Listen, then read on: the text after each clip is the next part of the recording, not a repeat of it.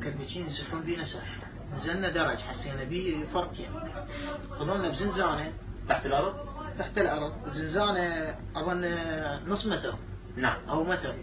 والطول مالها متر وشوية، يعني من رجلي يطخن ما اقدر احوس. طيب. قالوا لهم طلعوهم طبوهم مطعم. هاي حكاية هذا ابو عقال. فلت نظاراتي يقول لي غني مين جان الضيم كنت مدلله. قلت له الله كريم. طقاني على حلقي. هذا منو اللي وجه لك هذا الكلام؟ واحد عنده عقال، هو مدير خفر السواحل، عنده قزقوزه وشوارب.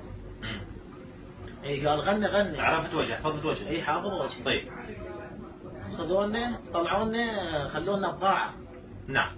القاعه من الدق انشلعت شوي العصابه، شفت مخلص يعني دايرين عليه 17 غليلين. اخوك هذا؟ اي كذلك وانا كذلك. 14 شخص. اي 17. شنو زي مالكم؟ عسكري؟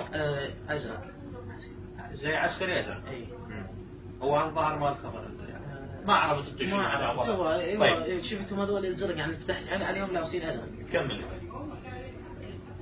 شو يعني قتلونا اخر شيء قال لهم فلقه علقوا. شدوا رجلينا بحديده شلون اللي بيها اسنانات. نعم. وعلقوا رجلينا. وهذا كابني سحقوني حاط رجله على راسي. نعم. وضاغطها. وهذوليك مسوندات وثلاثي يدقون على جفوف رجلينا، جفوف رجلينا ايسنا من عندهم. ظلت يقول لي اوقف واطيها. ظلوا يعذبون بينا يعني هاي 10 ايام. كل زلمه يسمونه يعني كل شفت اللي يبدل معلقين المفاتيح بالباب. يطبون 6 على الزنزانه، هاي المتر ونص. نعم. تعذيب بانواعه. هاي يعني هذا مو من ضمن التعذيب. بداية انت بالنسبه لك هذا مو تعذيب؟ لا هذا مو تعذيب.